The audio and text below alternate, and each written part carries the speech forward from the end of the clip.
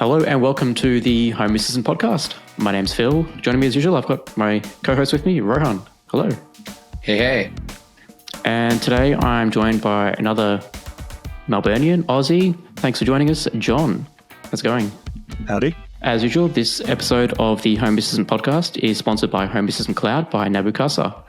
Easily access your local Home Assistant instance remotely for a small monthly fee that supports the Home Assistant and the ESPHome projects. Configuration is done via the user interface, so no fiddling with router settings, SSL certificates, or any YAML. All right, John. So you sent him probably one of the longest emails we've received for someone that's wanted to reach out and come on as a guest about a year ago now. And I have been just waiting to get to your name on the list because there's everything on the list I just want to touch, I just want to talk to you about, right? And of course, you're in Melbourne, which is good for me because, I can now relate to some of the stuff, some of the issues you've had, some of the constraints you've had with local supply and all that.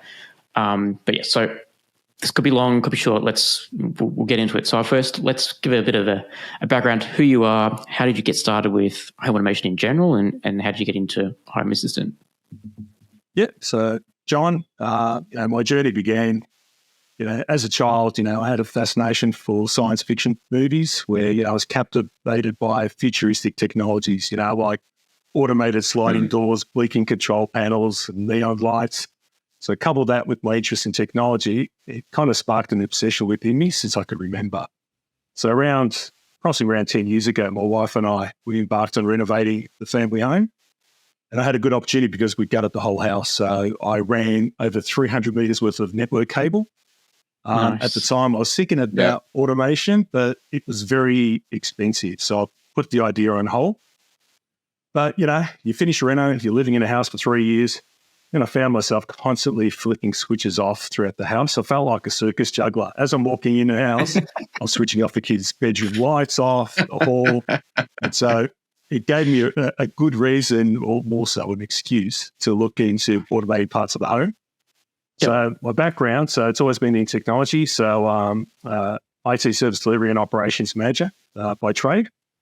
And I couldn't resist at the time, so I ran a market review on the available product. And I had it against a key selection criteria, and it was pretty simple in terms of just needs to be simple and reliable, cost effective, in terms of just being reasonably priced. And I've been caught out as well. Cheap is not always the best as well, I've noticed, and I've learned the hard way. Eventually, I settled on the Vera controller system, where I purchased a bunch of AOTech Z-Wave switches, a siren, a couple of motion sensors to manage also just the common areas of the home.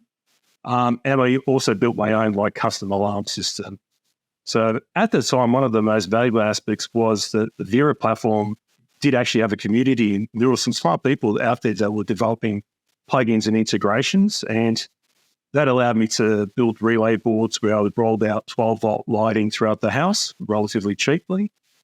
But alas, over time, the system grows, and it was lacking. But it was lacking in terms of the community participation, in terms of it was dropping because there wasn't much that was actually being supported from that platform. For me, the last straw was when I did a firmware update, and it just bricked my system. So luckily, I had a backup controller, which was one of the entry-level ones. But it really made me start thinking about, okay, let's look at what else is around there, and a work colleague recommended Home Assistant.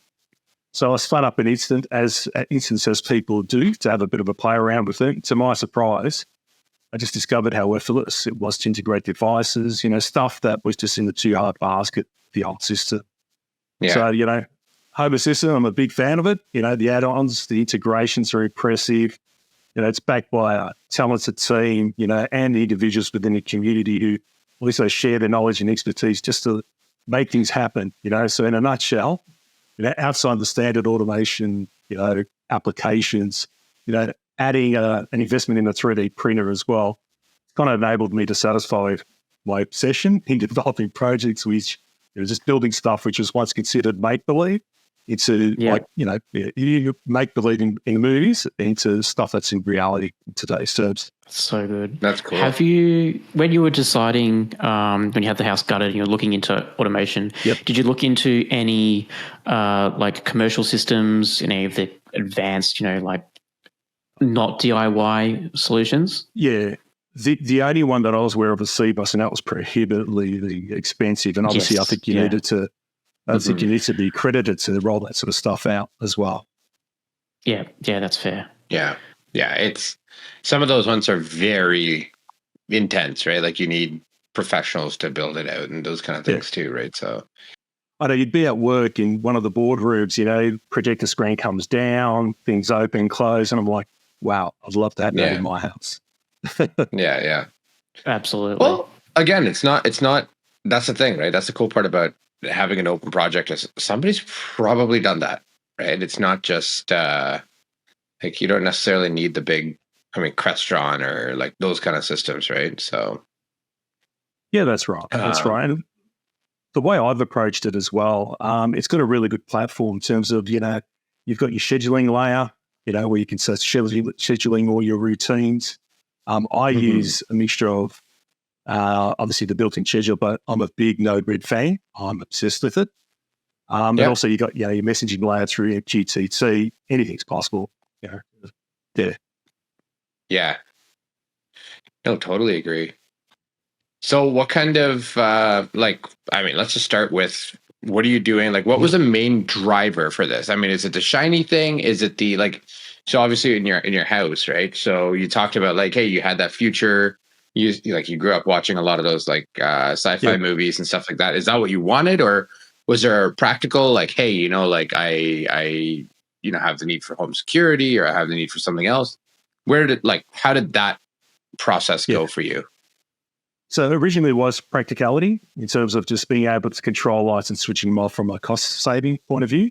But also security was a big factor as well. I invested in your standard DVR system, so you've got cameras around the house, but also having the ability to build an alarm monitoring system was key for myself. The off-the-shelf products, like I know Bosch had a really good one at the time, but you're limited to 3 to 5 motion sensors. And from my point, because I'm from a European background, big is best. So if I can put a motion sensor in every room, I will. And it's that's what enabled me to really further expand the system and make it as complex as I felt. Nice. Okay. And do you think you've gotten to that stage where it is super complex and or are your automations still simple yet practical kind of thing? Yeah. Well, I like to think that the way I've designed it, it's simple to add things on, and hence that's when things get out of control. You start building and this thing just expands like crazy. Yeah. Fair enough. So what's your current tech stack for Home Assistant? How are you running it today? Have you got just a Raspberry Pi, or have you had to go further? So I start off, I've got a Raspberry Pi 4, and I'm thrashing this little unit. I can't believe it's still running, considering the amount of add-ons that I've got on it. I'm running through 8 cameras through it, using Frigate. With over about, I think I did count, I had over 500 scripts, plus about 38 Node-RED flows as well. Doing everything from, when I refer to the alarm system, taking snapshots of motion, sending it to my mobile, audible notifications in the home as well. I've built in our living room, I built an entertainment cabinet, which I've actually lit up with LEDs. So each shelf is self-addressable. And so if someone's at the front door, as an example, I get a message on the TV stating that someone's at the front door. I've got a little monitor which switches on. Part of the extra entertainment cabinet turns red. It gives you that level of granularity of which that's where I take it to the extreme. That's great. Yeah, I can just imagine similar to anything I can really think of is like a Star Trek ship, right? Like just lights in shelves just going up one by one, to say. it's kind of like a visual communication as well, where in the afternoon and in the morning, I get, rather than just getting weather alerts, if it's raining for the day or if it's going to rain for the in the evening, I'll get a message where, not so much a message, I actually do get a message on the TV, but the entertainment cabinet will light up purple if it's going to rain, and it's based on, now I've got a link into the Bureau of Meteorology here in Australia. So if it's greater than, I believe, 1 millimetre of rain, expected rain, and it's 50% chance of rain, then it lights up purple. So excuse the pun, as in purple rain, as in Prince. Yeah. But if it's blue, it's going to be bright blue sky. So it's a nice visual representation where, the kids, when they wake up in the morning, do they need the spray jackets or what have you to go to school, etc. Absolutely. And I think I've also used colour and just lights around the house for other notifications, like green. If all the lights are green in the house, then that means the washing machine's finished and it hasn't been emptied yet. Or purple, dishwasher's done, need to go empty the dishwasher. I think it's like a nice subtle reminder and way for the house to communicate that, here's, a status for you. So I do, now you did mention before that you had done some stuff, with the bomb and all that. I do want to ask you, though, about, you had one around a Saturn V rocket launch pad. Yes. Tell me about this, because this sounds really cool. Yeah. So my youngest, he's a lot older now, but when he was young, obviously he was obsessed with anything space, and we purchased one of those huge Lego rocket ships for him. Mm-hmm. And, I love creating work for myself and have these all bright plans. And so I built a Saturn V rocket launcher. So it was pretty much, it's about 1.5 meters high, of which I mounted the actual rocket on it with the fake bellowing smoke. Nice. And so that's got wow. And I'm using ESPHome for that one. So I've 3D printed the actual crane mechanism with an OLED screen, so that if he presses a button, it'll actually give you the weather forecast. Now, depending on the day, so if it's in the morning, it'll give you the current day's weather forecast. But if he presses it at anything beyond, I believe, 4 p.m. onwards, it will give you the following day forecast. So it prints it on the OLED screen, but also because I've got linking into all the relevant entities which provide that information through the bomb, it'll play it via Google Home. So there's an audible message as well that goes along with it. And once again, his rocket will light up blue if it's going to be, if it's not raining, or purple if it's going to rain as well. And I put in another element in there where he's got a lift off button. So if he presses that, you hear the countdown, and it actually, because it's got a self-adjustable LED in the actual smoke, it actually looks like it's taking off. So it's pretty cool. That's really cool. That's so cool. I'm just watching the video that you sent right now, and it is so cool. To this day, I told him, whenever you're tired of it, it's fine. Or go into my study. It's great. I'll take that off your hands. I'm still a big kid at heart. Yeah. That's awesome.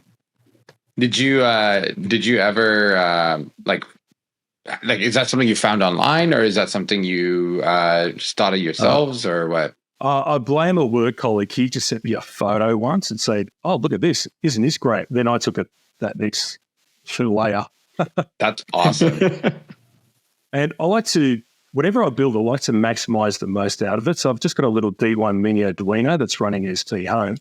And I've even got a motion sensor in there as well. So it's actually part of the security system. His motion sensor is in the rocket itself. Right, oh, wow. Right. Okay. And I failed to mention I've also got a temperature sensor in there as well. So it tracks the temperature inside his room. Nice. Wow. Well, that gets me to a great segue for my next, because I was going to ask you about part of your security for your house. What motion sensors are you using, and are they... So do you use the security motion sensors to then power the automation for like lights turning on or off? And what is the protocol that those motion sensors are using? So it's a mixture. Obviously, I alluded to earlier on where I started off with the AOT, the 3-in-1 sensors, and I've still got those. And mind you, I bought them back in around 2013, 2000 as well. So they've been running for quite some time. But what I found was it was starting to get expensive. So with Z-Wave, think of if you wanted to control a light switch, or whether it's a motion sensor, it was a flat approximate $70, $80 outlay. Yeah, easily. And as I alluded to earlier on, as I like to grow things and have everything throughout the house, it gets pretty expensive. So I designed and developed, well, when I say design and develop, I looked at what was online, and there's very smart individuals out there that had, Arduino sketches to set up your own motion sensor, set up LED controls, controlling relays, etc. But I didn't want to have various devices scattered throughout the house, and I wanted to limit the amount of Wi-Fi points that I had from the automation point of view. So I just used one of those Arduino Megas. So this thing's got like 55 inputs and outputs. And so what I did was I actually grabbed a lot of the information that I found on the web and built my own controller where I set up all the parameters in a simple spreadsheet with the relevant pins, etc. A bit like when you're setting up ESPHome. Click a button, generates my code. I upload it on the Arduino Mega, and I actually wire these motion sensors, read switches, relays into the actual unit itself. And that really reduces any issues associated with, mesh networks, trying to connect to it via Bluetooth or Wi-Fi. It's just bulletproof because it's wired. You send that message, it goes straight to it. So in answering your question there, so I do have motion sensors, which were the original ones, which I've got in the main areas of the house. But now I've started rolling out motion sensors throughout every other room in the house via the 18 Mega. I was going to say, how many sensors do you have plugged into one of these Megas? Oh, okay, yeah. So now I've got some stats here, which I've actually... Okay, so here we go. This guy comes with the numbers. So in terms of sensors, I've got multiple read switches. So I've got about 7. As an example, I've got 2 18 Megas. So the way I've planned it out, I've got one which controls the front of the house, the other one that controls the rear of the house. So one of them which controls, as an example, my garage. Not only have I got motion sensors, but I've also got read sensors and it's a dual garage door, both rear and front. So I know when the doors are open and closed. So in terms of how many I've got, so in total, in terms of the entities, whether it's a read switch, a button, or a temperature sensor or pressure sensor, I've got about 48 that are hooked in at the moment. And that's not counting the ESPHome devices. That's just my Arduinos that I've developed myself. And that's like you said, it's divided by 2, right? Like kind of this half of the house, that half of the house kind of thing. Yeah, correct.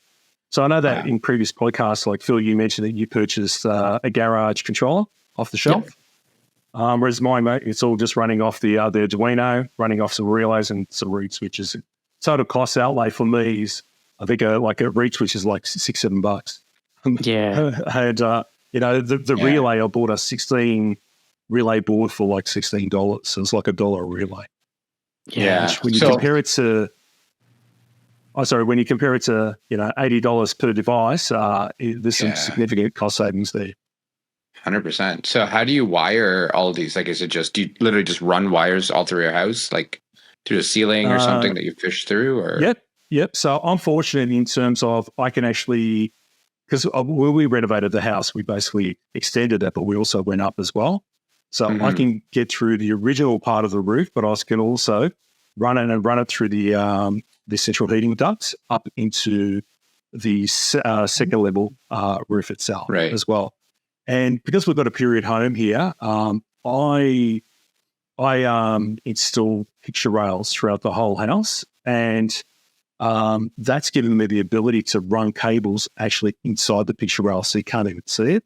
So I can punch little holes just above the picture rail where that's how I feed it from the ceiling through the picture rail, and then I run the cables along. So as an example, I run 12-volt LED lighting throughout the house, and you don't even see it. You don't even notice it. It's just that the picture rails actually light up.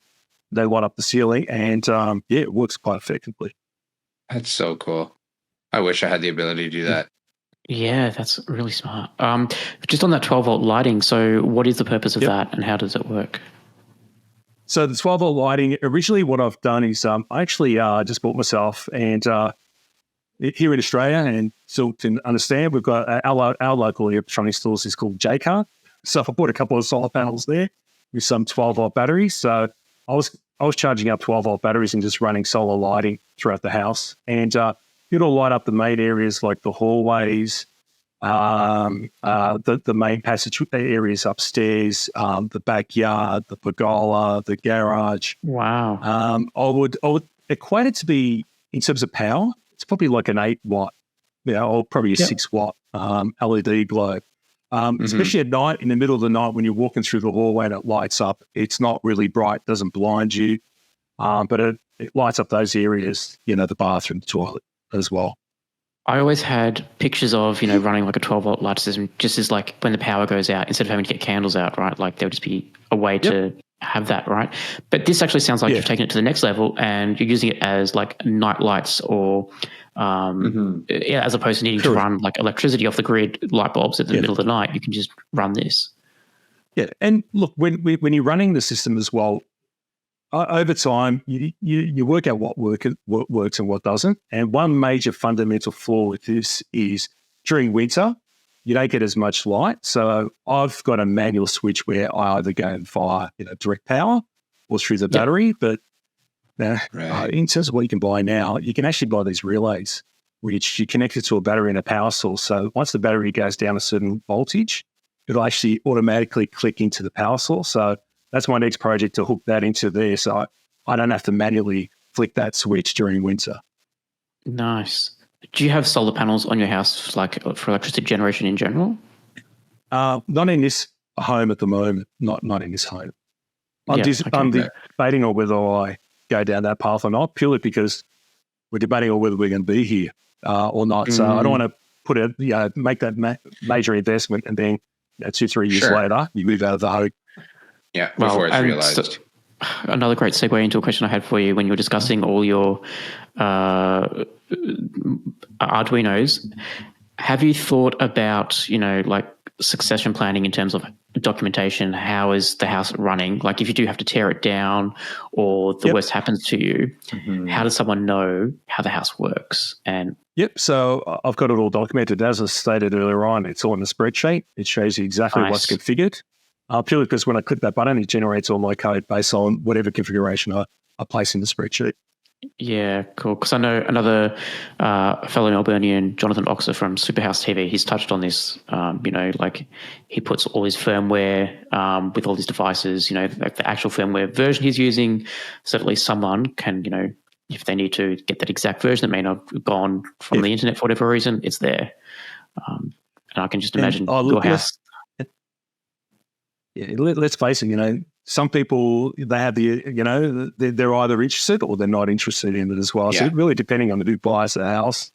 Yeah, exactly. More than happy to share that information with them if they're that way inclined. Yeah. I mean, if not, worst case, you can just pop out your megas, pop out the sensors, the wires just stay in the wall and you're done, right? Patch it up. Yeah, that's right. Something that will stay in the house is some of the Z-Wave switches that I've got there, ring wall Z-Wave switches, so that will definitely stay in the house. And they're quite easy to configure and have going. Yeah. Which, just out of curiosity, which ones did you go with for the walls? Did you go AOTech or Fibaro? AOTech, and some of them are since day dot. I've only had one failure, and I believe it was due to a power outage when it blew. But I've got about 12 of them or so, and had one failure in about close to 10 years now. It's been pretty good. Nice. And what buttons did you get with them? Like, are they just the standard up-down switch, or did you get toggle switches? Up-down switch, which ends up being a toggle switch anyway. So yeah. It's just very interesting. It's easy, very easy to use. Yeah, very nice. That's cool. So you talked about like cameras and security and all of that, right? So how does your security stack work? Yeah, so it's all built on. I purchased a DVR initially. It was just a Swan system as well, and I'm always going to probably repeat myself by saying big is always best. So I bought myself a 16-channel unit, because you can, right? Yeah. Okay. And very cost effective. here in Australia, like I bought and it's only a 1080p system, but it's good enough. With 10 cameras, 16 channel unit for like $600. So you just can't go wrong with that sort of price. Yeah. I got really, really excited when I realized that you can actually integrate it into Home Assistant. I'm very big on having the single pane of glass rather than having multiple apps, having the one application or the one app that you log on and you've got everything in your hands. And the fact that you can actually have video feeds actually pop up as well when there's motion, etc. Got very, very excited with that. Yeah.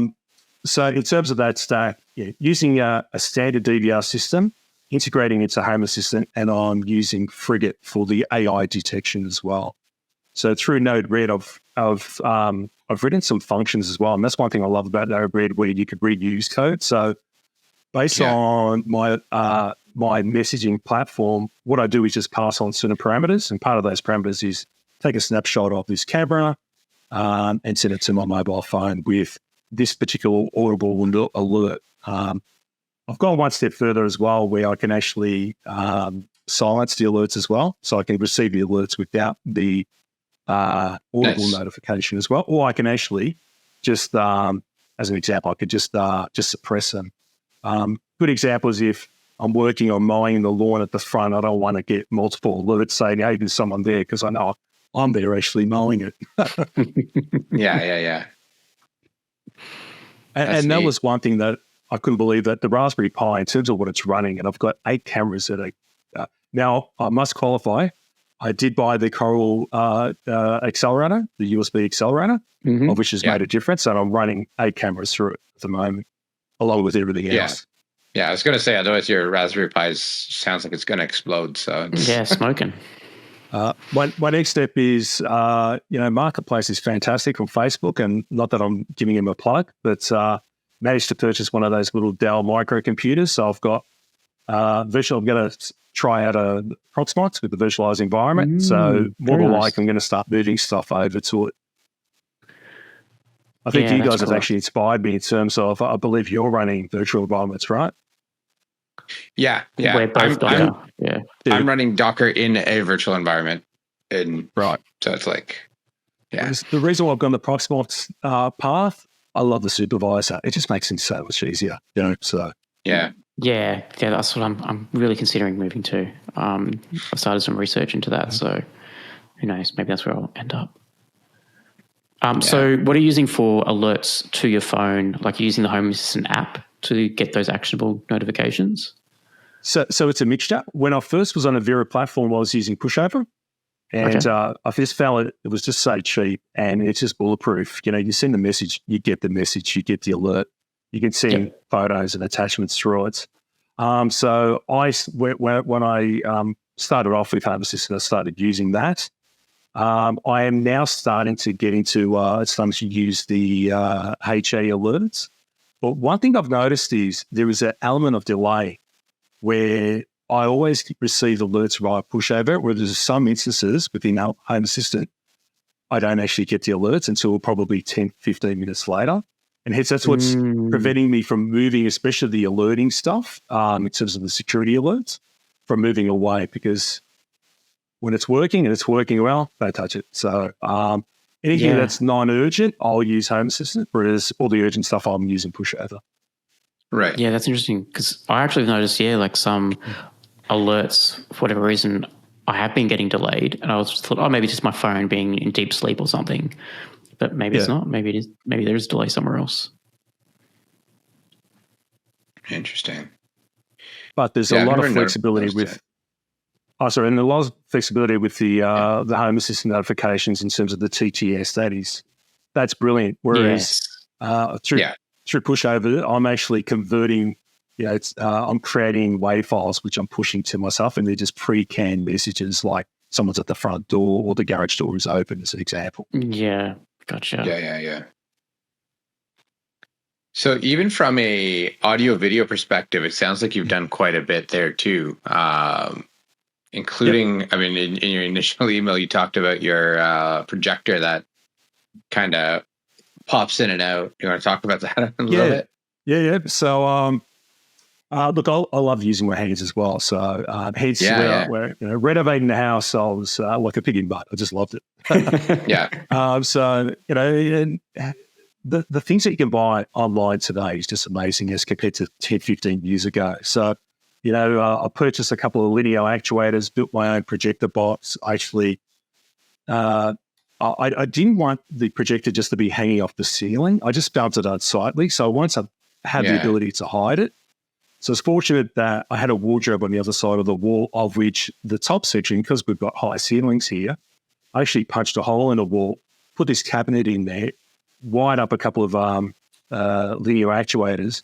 And so now we've got the movie scene where when we switch the movie on, it actually opens up a door and the projector slides out, switches on the amp, the projector, then the RGBA LEDs go on, and then they actually switch off. But when we're watching a movie, if you're walking through the hallway to go get a bite to eat, as an example, they do light up, but they light up in red as well, so it doesn't actually affect the screen itself. And I found that as being rock solid, as being working like a charm. Love it. This is okay.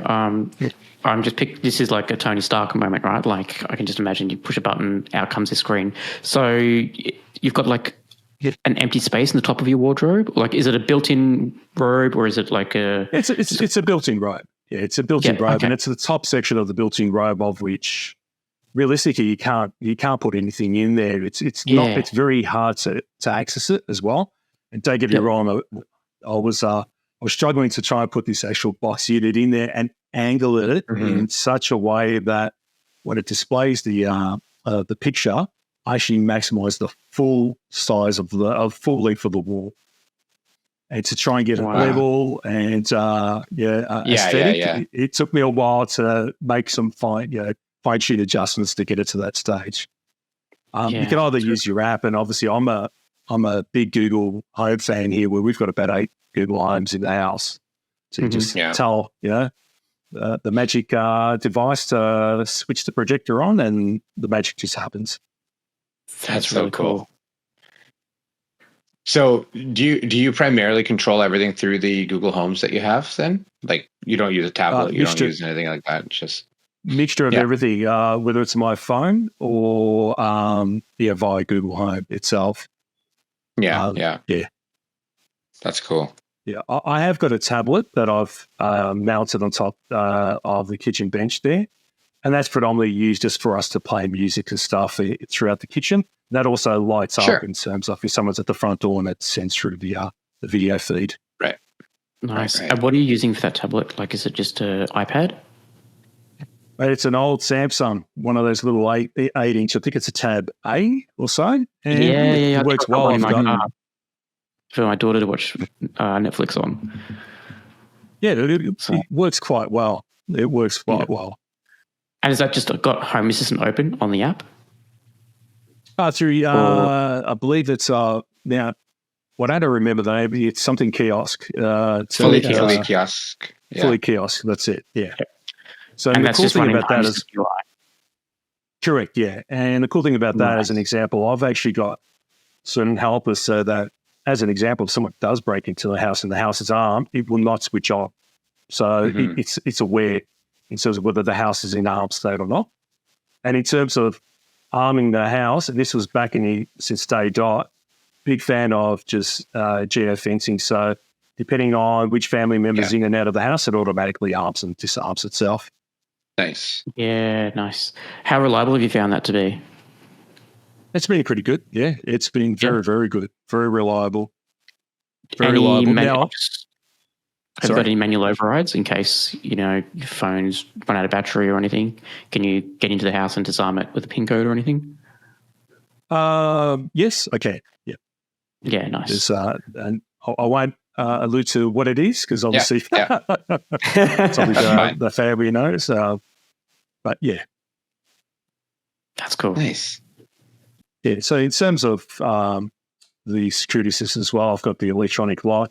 I've got the Yale lock, the Z-Wave lock. Nice, too. Got a bunch How do you like that lock? It's brilliant. It's brilliant. Works like a charm. It's great. It's bulletproof. Have you, because what I've done now is I've tied the PIN codes from that lock to Home Assistant as the alarm controller, so that, for example, if my mum comes over and we're out, if she puts her code in, the house will then disarm for her. And then, interesting. Yep. Have you thought about doing anything like that? I've got that. I also get the message in terms of who's disarmed it as well. So Yeah, I know I know every ins and outs of that on my home. I know that like, Rohan, you mentioned if someone's get a brick, mate, they'll throw it through that window, right? But I agree with you. I agree. If someone really wants to get into your home, they will. Yeah. But if they do, I know about it. Yeah. No, that's fair. It's I love being famously quoted. This is that's funny. So, and then from sorry, go ahead. Oh, sorry, and I've got, the RFID tags as well, which are in discrete locations, so you can just tap on to open up, even the roller door for the garage as well.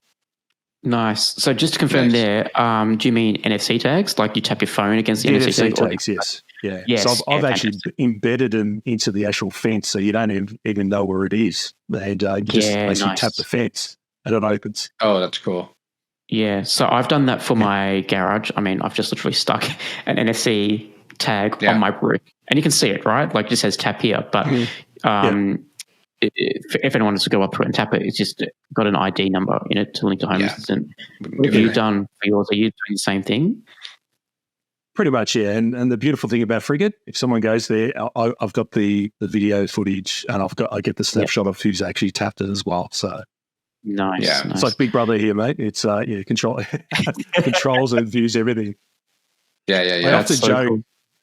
I often joke that my house might become self-aware soon and take over the family in terms of what we've got stuck in here. And you mentioned you've got some NFC tags like around other places. Is there anything cool that you like? How often would these NFC tags be used? Like, have you got maybe something in the bathroom, tap it here? Like, what are these other things sort of doing? Non-security related, I'm guessing. It's in terms of non-security related. A lot of it is media control as well. So through the Arduino Mega, I've actually built up speaker zones throughout the house. Okay. So, just to tap on, like if you want to play music in the backyard, you just tap on a card and it will actually switch on the amp, switch on that zone as well. I've also got one, and I've got those stickers as well, which I've actually put them on the actual light switches. So, you can tap that on to start the movie scene as well. And in terms of a fun one, now, look, as I alluded earlier on, I'm a big kid at heart. So I grew up on anything Warner Brothers related. So I've got a bunch of animated cells. So you can actually tap the cell and it actually plays a section by an audible message in terms of segment of that particular cartoon episode. Very nice. That is cool. So like you've got like a whole bunch of that. And what are you doing for the audio zones? Are you using like a Sonos system, or have you custom built your own audio system?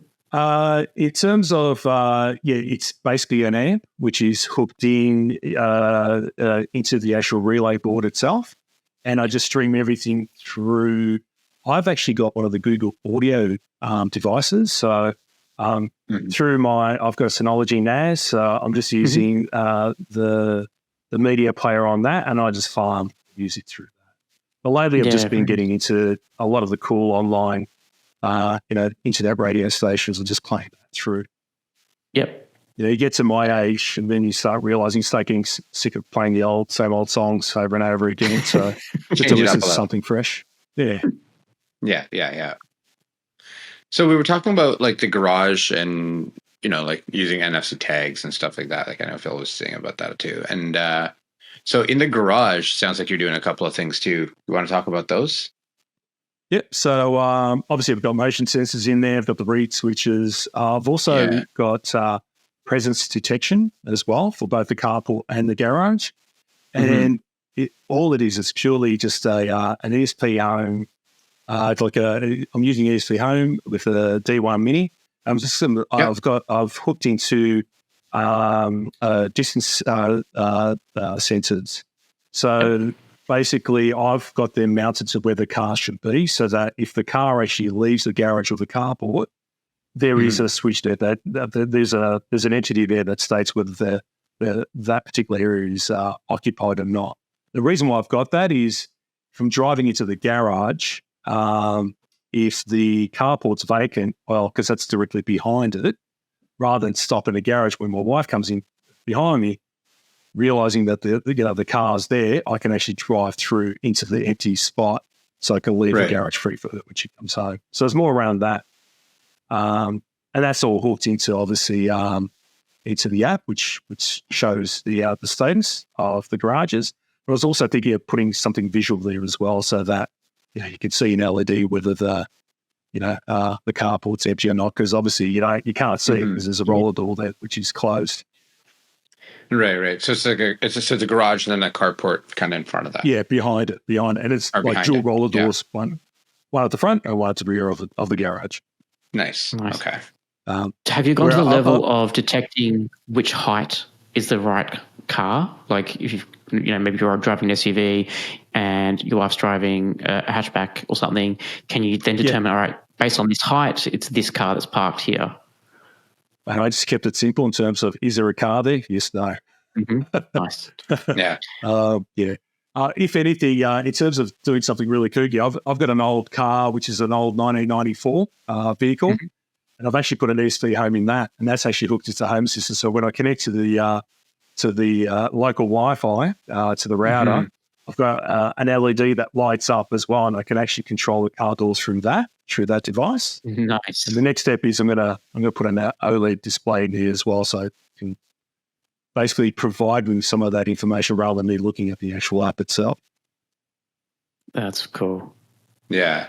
Actually, you could now leverage that because it's hooked into everything else. You could leverage that to be a wireless remote for your garage door and so on and so forth, right? Like, it'll be connected when you're here anyways, when you're home. Yeah, correct. The one thing I like about that is, as an example, if someone gets into your car and you've got the garage remote, they can easily open up your garage door. Whereas if the car's not on and you press the button, which I've got a physical button there, which is connected to the ESPHome, because it's not on, well, you can't open up the garage. So there's that other element, the additional element of security there. Yeah. Interesting. And the garage door, I think you mentioned before, is just going through like a standard reed switch that you've got going through your Arduinos. Like, I've got the relay. I've got the relay which controls it. So basically the relay, with a lot of the garage door mechanisms now, there is, at the back of it, there's a terminal. And if you cross two of those terminals, it's like you pressing a button. So that's what I've done. I just wired a relay to that. And I've just got the reed switch just to detect whether the garage is, or the door is open or closed. Of course, yeah. I've also got alerts there where my wife has actually left, driven to work, and hasn't, like, the front roller doors closed, but the rear isn't. It's still open. So I actually do get alert based on the geolocation of her saying, warning, the rear roller door's still open, and that's when I just press a button and close it. Yeah. I've got that for everything, even for the front door as well. Yeah. Do you do anything to close the door automatically? Because I've thought about this, right? Where it's like the only automatic door closing I have is when we say goodnight. Because my fear is always like, again, with something like that, it's like, okay, well, if I automatically did that, like, let's say my wife takes the car or whatever, and she's out, she takes and based on geolocation to say, hey, close the door because nobody's there. What if I'm in the garage working? What if I'm like doing something like that right outside? That's why I get the alert notification. So you can automate it. I agree with you, but for me, it's just that's that element of control where I just get the alert, can check. Yep, I'll close it manually or through the app. Yeah, fair enough. Yeah, on that, like I've actually, even since having my HomeKit controller connected to the garage door, we've actually have left the door open. So I have automated our garage door, but only in this situation where we've left, like the alarm panel has armed, assuming because no one's in the house, and the garage door is open, it will close the door. But there is a risk, right, that we've left, something sticking out of the garage door for whatever reason, and it's going to come down and smash it. But I'd rather, always just try and keep the garage door clear. Yeah. Also, one thing I failed to mention around that, I've got one of those beam sensors, of which I've hooked into the Arduino, and that's also exposed to Home Assistant as well. So it's pretty cool when you're actually driving into the garage. you actually see it once I actually go over that beam. It actually lights up red on the app as well. So it's a good way of not actually having that door close on anything as well. Yeah, nice. And the beautiful thing about that is it's like $20. You buy it online, you just could hook it in easily. And that's where it's dangerous. That's when, when you roll out this technology, it's never ending. It's $20 here, $20 there, and then next thing you know, you're up to thousands of dollars. Yeah. But you know what? It's realistic. When I look at my total outlay, it's not really expensive at all. No. I've known of, like, I have, friends that have paid for certain things to be automated, and they've paid exorbitant amount of money. And I'm thinking, I'm well under that. And also, it feeds the addiction, and it gives me something to do to keep out of trouble. Yeah, that's it. So switching gears now, like we've gone from the garage, I want to go out into the garden now because there's something. Yep. It's been winter over here in Melbourne, so we've started doing some gardening. You've done a bit of gardening projects, like automating your watering, I'm guessing.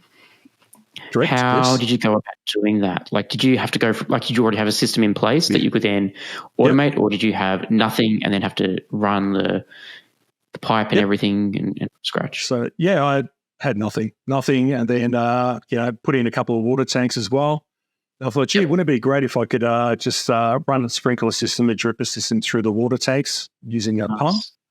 Yep. And so I actually designed and built it myself. Once again, hooked into the Arduino controllers as well, where, we've got our local hardware supplier being Bunnings. It's not another plug. It's bought a bunch of solenoids, some irrigation piping, just ran it all and connected it all to the Arduino. And so then that's when I've just created some schedules where, it'll switch on the dripper, it'll switch on the pump, it'll switch on the drippers, then the sprayers. But I've also got a configuration section which I've set up, a couple of helpers where I can actually just change the duration I want the drippers to run for, or the sprayers for as well. One thing that was getting me at the very beginning was, I didn't know whether the water tank was full or not.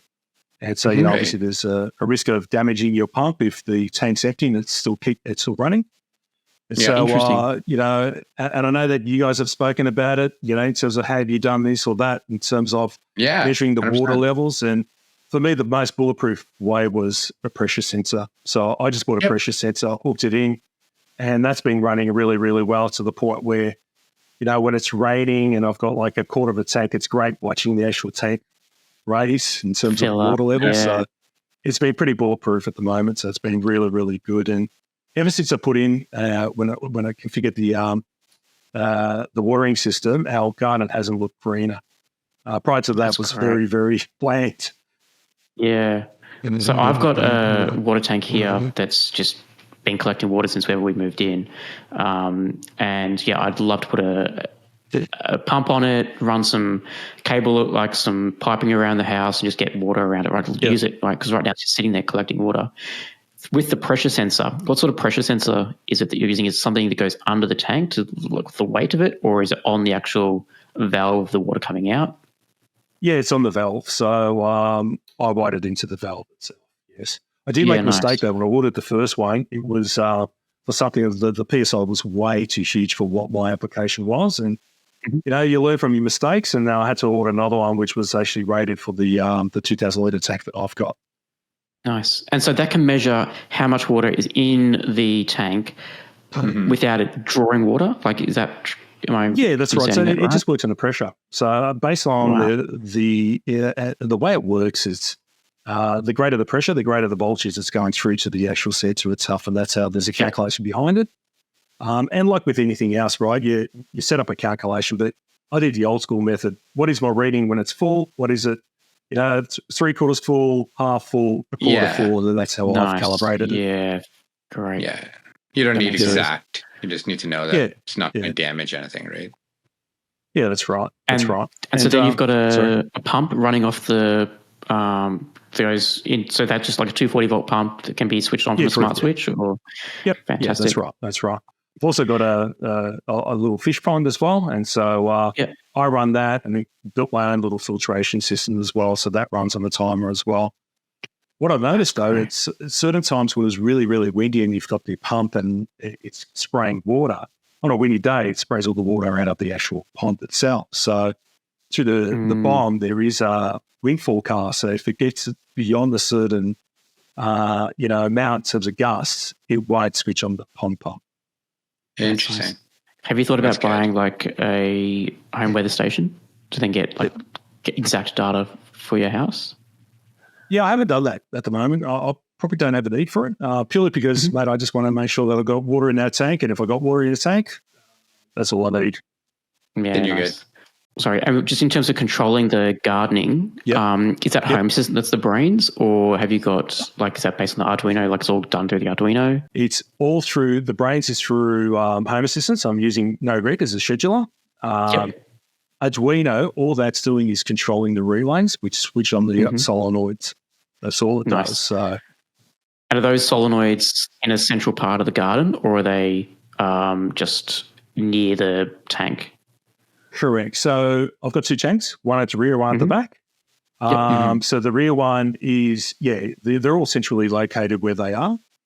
What I've done, though, is for one of them, the front one, I've actually put an Arduino Uno, and I've got that locally running to it. So whenever I actually switch on or whenever the gardening scene switches on, I actually feed it power. So it's not always running. It only runs when I need to water the garden itself. So that's one element that I love about the Megas, in the sense that I've got a lot of devices that, I don't want to run it 24 hours a day as well. So I control the power that goes to them. A good example is, how I said I got 16 channels, camera system. I've even got internal cameras as well, but I don't want those running while I'm in the home, only when the house is armed. Because they're 12 volts, I can control and switch them on and off. So when you arm the house and it's manual, it'll, as in these relays will switch on, and we'll just switch on the internals with ones in the home. That's cool. Yeah, I guess even if you did PoE cameras and stuff like that, like power over Ethernet, same thing, right? You can just turn on the port when you leave, kind of thing, have a script to do that. That's actually not a bad idea. Yeah, correct. I'm all for one, if you don't need it and it doesn't have to run, switch it off, save some power. Yep. Yeah. So in your household, I mean, again, how many people are there? How do you manage your household? So I'm one of those use cases. There's 5 of us, plus a dog and a cat. I haven't shipped those yet to open up the cat and dog door. But I was going to say, I love cat automations too. So yeah. But in terms of just the other family members, they've all got the app. We all know where everyone is as well, so which is great. And on top of that as well, I've actually just integrated everything via a Google Calendar with the kids, so that we know that for major events, schooling activities, etc., it's all there. It's centralized. We can all access it. It's on the actual wall panel in the kitchen as well. And one of the cookie items that I did was the chores, because, mate, when you've got kids and it's time to do the dishes or clean the bathroom, etc. No, it wasn't my turn. It's not my turn. It's not week 3. It's week 2. Well, Google Home doesn't lie. Home Assistant doesn't lie. I just say, whose turn is it to do the dishes or the bathroom? And when that magic voice comes over, they've got no excuse. That's awesome. This is cool. I wish I got to that level of automation. Rohan, a lot of my friends ask me, hey, where do you get the time to do this? But, it's late at night, that's when I'm in my own element, and it's just a way that I can actually relax. I just enjoy doing it, right? So I don't blame you. I love the fact that you have just cables running through your house and everything. I wish I could do that. Yeah. Because in a perfect, and I've actually thought about this before, in a perfect world, what I would do is, even for door sensors and stuff, right? I would run it right to the wall, the door frame. Correct. Right. And then from there have cables going through all of that, and hey, he's back. All right. So correct. So my next project, if we ever to move and I was to renovate again, I would be running 12-volt cable throughout every door, every window. Just get it down. Kind of kicking myself that I didn't do it, but nothing was available back then. I wasn't aware as what I am now in terms of what's available at your fingertips. Yeah. And a lot of houses here actually come with wiring in the walls, right? For example, I've actually got wires coming out to some of my windows and stuff. Only problem is when they finish the basement, like the people before me, when they finish the basement, it's somewhere in the walls. I have no idea where or where they're like. So they kind of finished around it. You would have thought it logically it's near the breaker panel or something like that, but it's not. So what I did, I actually took photos of when I laid all the cable out before the plasterboard went up. I took photos as well. Yeah, as a final result. That would have made sense, but here we are. So I just want to ask on the family stuff that you've got happening. You mentioned that, or you've got Google Calendar integrated. Is that then used? What's the wall panel that you mentioned? Is that just a tablet that's in the kitchen? It's the tablet. Yeah, definitely. Yeah, it's the tablet. So are you showing the calendar through Home Assistant or through another app? Through Home Assistant, through the Kiosk browser. Oh no, there's a nice little button that we press when it's dinner time, and it's throughout and it echoes throughout the whole house. It's dinner time for the kids. Yep. Yeah, that's cool. Perfect. And so, I'm guessing you're just using the calendar integration in Home Assistant. You go into the sidebar, hit calendar, and it's got all Google calendars there. Correct. Yeah. Correct. Very the cool thing nice. about obviously having the calendar entry in there, I've got the school days in there, so in the mornings the kids will get the wake up alerts as well. Yep. I need to drive them to the station. There's a timer saying that we've got 5 minutes before we're about to get in, otherwise we'll miss the train as well. So I've got those notifications throughout the whole house itself. And I've also got an integration of our PTV system, which, Rohan, it's our local timetable system as well. So they've got that at their fingertips within Home Assistant.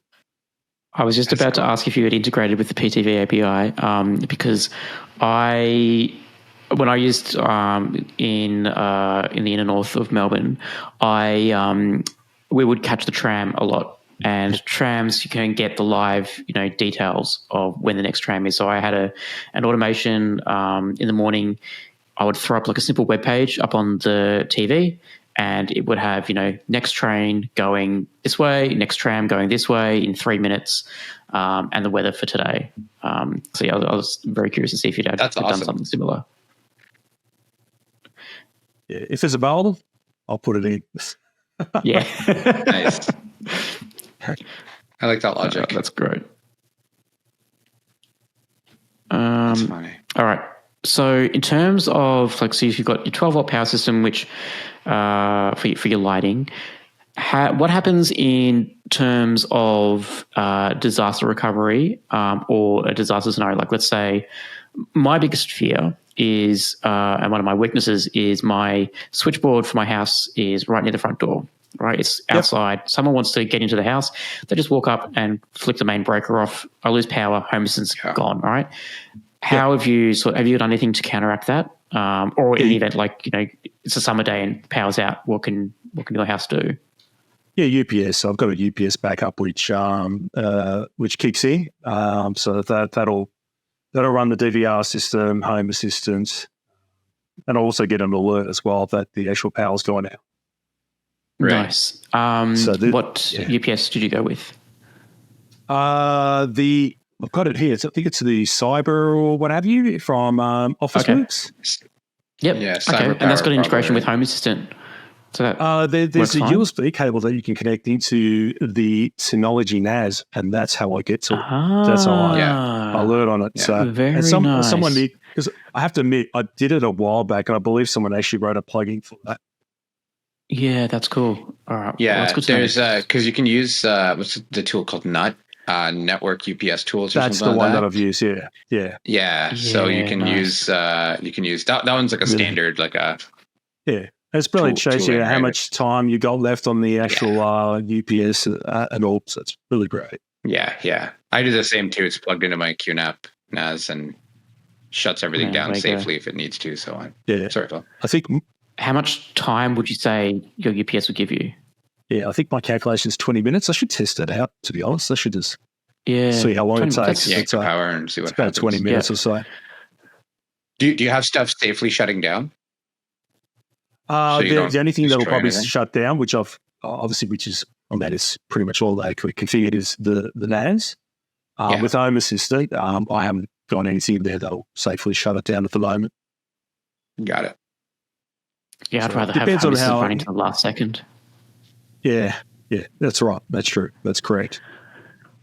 Do you have Unless like it's- your NBN box connected to the UPS as well, so that the internet stays up at least?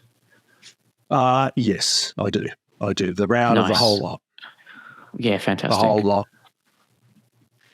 Yeah. I mean, ideally, if I was to move and get a solar panel system, if you had, batteries which you could actually, charge up throughout the day, that would be your ultimate UPS. Yeah, definitely. But no, I'm always thinking like, what critical systems could I keep online and how long could I keep them online for, right? Correct. And that was the other reason why I want to go down to the virtualization path, because I actually want to put monitoring on Home Assistant itself as well, so that way I can get alerts if something does go down or not. Yeah, I have Home Assistant monitoring itself at the moment. Like when a Zigbee device goes offline, it sends me an alert. Like just too flaky, too many things going wrong. And then of course, I just use Uptime Robot. If Home Assistant's down, I get a Telegram message saying, "Hey, your instance is down. Go fix it." Clear. Do you monitor any of your internal services? Like you said, like you use MQTT and stuff like that, right? Do you have any kind of like, hey, MQTT went down? Because obviously if something like that goes down, everything else. Yeah, and that's one of the layers that I actually do want to put some monitoring on. Touch wood, I haven't had an issue with MQTT.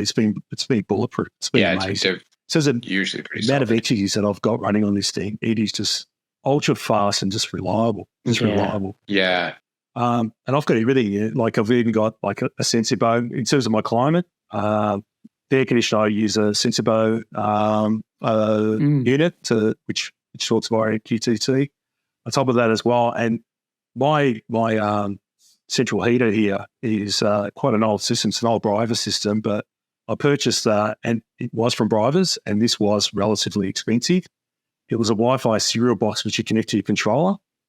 And once again, there's a lot of smart people out there. There was someone that wrote a plugin via Homebridge. So I've actually got Homebridge running on the Docker container on the actual Raspberry Pi itself, which actually connects to my central heater. And that's using MQTT as well. It's been bulletproof. That's great. I'm surprised. Like I have an old Briver system too, or it's the controller was, and I just replaced it with a Z-Wave Remotech thermostat controller. Just wired it in, away it went. So I'm surprised you couldn't do something similar. Probably because I wasn't aware of it. I just went down the other path. There you go. There you go. There's something for me to think about. Yeah. Oh, it's already in there, so it's been working well. So as I alluded to earlier on, exactly right. And the beautiful thing about having temperature sensors throughout the house, this is something that wasn't really available beforehand. That's when I could switch zones on and off. It's just brilliant. Brilliant. Yeah, that's nice. Yeah. And obviously with the temperature sensors and some of the DIY, motion sensors, even some of the breathe sensors, the door sensors that I've implemented, they're just parts that I bought off the internet. And I alluded to earlier on, having a 3D printer is just, it's awesome. Yeah. You build your own little cases, etc. I've even designed cases which are actually cove to the shape of the picture rail, so it's not as noticeable as well. So it looks really, really nice and aesthetic, which is what I've started getting into as well, because you don't want something big and gory stuck on the wall. Yeah. You want it as discreet as possible. Yeah, yeah. Those are always the nicest, right? Especially when it's something like big, ugly, like whatever, like, but no, that's awesome. As someone who's never had a 3D printer, how do you go about designing something in there? Can you go in like, all right, I've measured, it needs to go around this corner and all that, and then give it like millimeter precision? Because I can just imagine I'm going to buy one of these 3D printers and end up throwing away half of the film in like mistakes. Mate, it's like any craft, right? You've got to make mistakes to learn, right? And there is a bit of a learning curve, but once you get the hang of it, and I'm using Fusion 360 for the AutoCAD stuff, it's amazing in terms of even like the unit that I've got wasn't very expensive at all, but the precision is just absolutely mind blowing. It's just great. It is just unbelievable. That's cool. Like my next project is, obviously that guy Rob the hookup. Yes, his blinds. So I've actually started working on that. I've got that all working, but one thing I wanted to do is actually have the manual controls as well, where the window was. So part of that is going to be 3D printing certain cases, etc., so that they're not very noticeable, but you can actually control the blinds through it. By pressing these. I've purchased a couple of those capacity touch sensors, so it's not a physical button that you've got to press. It's nice and flat. It's kind of hidden. And so which motors are you going to go with for those? Now, I alluded to earlier on where I said, you got to make mistakes, etc. I purchased 5 motors, and I've already burnt 3 through mucking around and testing certain things. And to be honest, because they're only 5-volt motors, I'm thinking it's just too weak. I might go to 12-volt and just try that. I just keep on burning them out. But then one flaw that I found was, depending on the state it's in,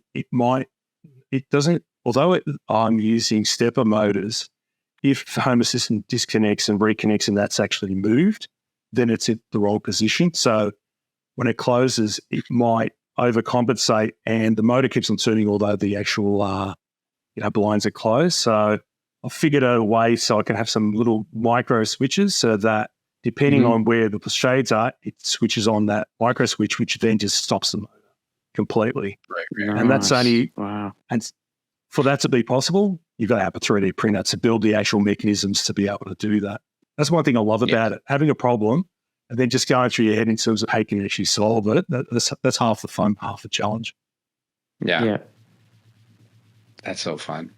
So what are, I mean, this wouldn't be the Home Assistant podcast if we didn't ask you, what are your most favorite wacky, whatever automations, right? Like what's the most useful or what's the craziest or?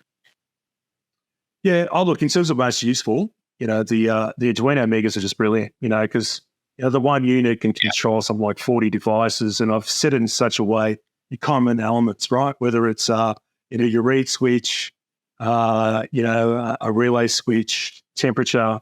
I've even got button controls as well that's hooked into it. In terms of weird and wacky and fun, obviously the rocket, I get a lot of enjoyment out of that, but the most practical and the coolest one is obviously the projector itself. It's pretty cool. Yeah. That projector, it does sound pretty amazing. Actually, I did have a question on your Mega, like when you wired everything in. How did you solder everything in, or did you use this like headers and oh my god, what are those cables called? The DuPont cables, the little with the pins. The DuPont cables. Yeah. So it's predominantly DuPont cables, but what I've also done as well is I've purchased your own cabling management system where you can just buy it off eBay. It has all the relevant different types of connectors in terms of the actual plastic housing for each of those pins, or whether it's a female male pin. I bought a crimper as well, so I didn't even need to solder it. Although I have soldered certain projects together. With that, a lot of it's just crimping. That a bit of heat shrink tube goes a long way. Yeah, because I was going to say, in case like if one of those Arduinos dies or whatever, right? You're going to have a heck of a time desoldering everything, whatever, and then it's purely just pins going in and out. Yeah, that's perfect. Yeah. And are these things in the ceiling, or are they is it just a run back to where your Home Assistant stack is, or how does that work? Yeah, so obviously the Megas are located in some strategic spots, and they all run through to. I've got a server room as well, so it's a little tiny void. Which, when I was renovating the house, I was just going to plaster over it. I said, "Well, hang on a sec, I can actually use this," and all my stuff is running in that. So out of sight, the fact that it's not out there, the wife doesn't see it. I'm in a good book, so a lot of all that stuff is all nice and tightly hidden away. Beautiful. Is there a lot of ventilation in there? Like, does it get too hot in there during summer? Like all these machines In running? summer, it does get quite warm, but I've actually got a vent because I've got a temperature sensor which are hooked into one of the megas, which is in the server room itself. So it just automatically switches on that. It's just a 12-volt fan, which just exhausts get the air moving around. The hot air. Yeah, that's right. Yeah, nice. Yeah, that, and I've also, because with the Raspberry Pi, I truly believe the reason why it's actually lasted, because I am thrashing it about. I've actually got a CPU fan that's actually directly on top of it, so that even when the CPU temperature gets to a certain point, a relay will kick in, that thing will switch on, so we'll keep it nice and cool. Yeah, that makes sense. Yeah, I like the idea of putting everything just into 2 megas or whatever, right? And it's like I said, I wish I could do that. It's yeah. Look, I'm fortunate because I've got certain cavities where I can run cable through. Yeah. Look, if I had my way all over again, I'll actually put some, I think it's called coving, so that you can actually run cables a lot easier. For me, it's not that it's. I'll be lying if I said it's not challenging. It is challenging in certain instances, but I can still manage to get stuff through. Yeah. I know, to your point, it'd be great if you have wires going through every point in the house, but just brilliant. Yeah, I would love that, right? Or you can find those cables, but it's even stuff like, again, things you don't realize about, right? Like, let's say in the ceiling, you want to have a presence sensor or something like that, right? Like, it's, I think I would love to have, again, in a perfect world, I think I would design a home with those pieces in there, right? Like whether it's like in a corner or right in the, like around the middle, to say, hey, here's a presence sensor and do whatever. And then again, it holes into the doors, not in the doors, in the door frames and those kind of things, right? To say, or window frames and say, okay, let's go. And with every project, you can plan to the nth degree, right? But there's always in the future, what if I did this? What if I did that? Hence, having those empty pockets where you can actually still run things through the future, because especially with cables and 100%. The way they change and standards change, etc. I think is it's a must if you're building a house. Yeah, I totally agree. If you like to tinker and you're into the home automation, arena, investing in a 3D printer I would seriously, really recommend that. It's amazing. It just takes it to another level in terms of what you can do, especially from a DIY point of view. Being able to, make cases, make housings for certain, devices, sensors. I've even used it for architectural components as well. As I alluded, I've got picture rails here. I've actually created, Victorian to like mounting blocks and stuff like that, which, look like the real deal, but they're actually 3D printed. That's so cool. Yeah. I was telling Phil the other day, I'm I guess in the process of getting one. I think I've reached out to the vendor. I had a couple of questions, but they apparently don't reply to emails. So I don't know. Part of me is like, do I just bite the bullet? But we'll see. But do you have your 3D printer integrated into Home Assistant, John? Yeah, I'm using Octoprint. So that's nice. I've got pre-canned seeds, so I can heat the bed, heat the filament. Even when it's as it's printing away, I can actually review, and I've got a webcam connected to it, so I can actually see the print. And also, when it gets to 75%, 100% complete, it'll give me an alert or a notification with a photo of the actually completed component. And once the 3D print is completed, if I don't touch it or what have you, after 15 minutes, it'll automatically shut itself down, cool the bed and just shut itself down. Nice. Yeah. Very nice. So would that be like your recommended 3D printer then? Octoprint is just it's just a server that connects to, I believe, any sort of printer itself. I'm using an M3. Mate, I only paid like $300 for mine, and the use that I got out of it, I believe like a kilo's worth of plastic is something like $25 or so. So it's not very expensive to run. And I've probably got about 10, 12 of those rolls with multiple colors, etc. Obviously, my favorite is white, producing some of those casings for the sensors. But I've also got some lithopaint stuff, which is a see-through stuff, which I've created. I've made LED mounts as well. So they look quite nice and discreet. Very nice. That is cool. And one thing I love about it as well is, like, I took a profile of my picture rail, I embedded it into Fusion, and I used that to slice through my particular housing mount so that when it actually sits on it sits on it perfectly, like you've actually coved it. So, that's cool. It's just mind-boggling in terms of what you can do. Have you ever considered getting a 3D scanner for those kind of things, or are you more like, let's just do it old school, get a measuring tape? Yeah, but I just do it old school in terms of I've got a cheap digital caliper, which I bought from one of our local stores here in Aldi. Best $15 ever spent. Aldi, really? That surprises me. Mate, and look, I'll tell you what, just as I said, it's all a learning curve. You know, the amount of times you design something, print it, it's not exactly right. You'll reprint it or redesign it, reprint it again as well. That's half the fun of it. Yeah.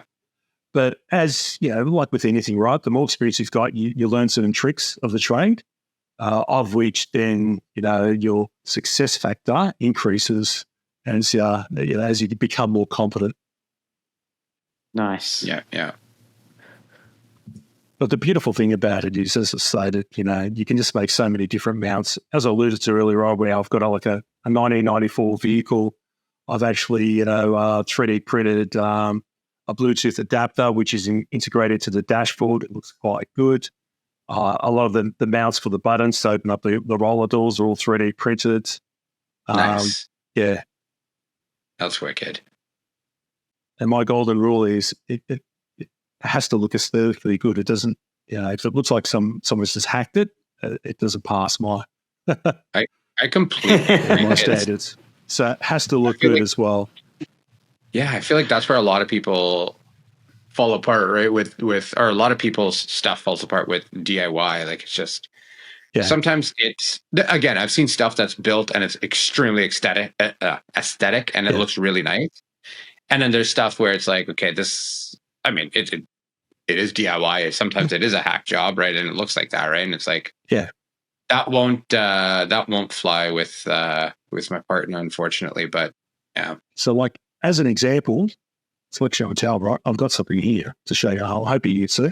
That's one of the motion sensors, which, as you can see here, see how it's kind of like curved on the bottom. That's where it actually sits on top of the picture roll perfectly. It just screws up on top, and it just looks brilliant.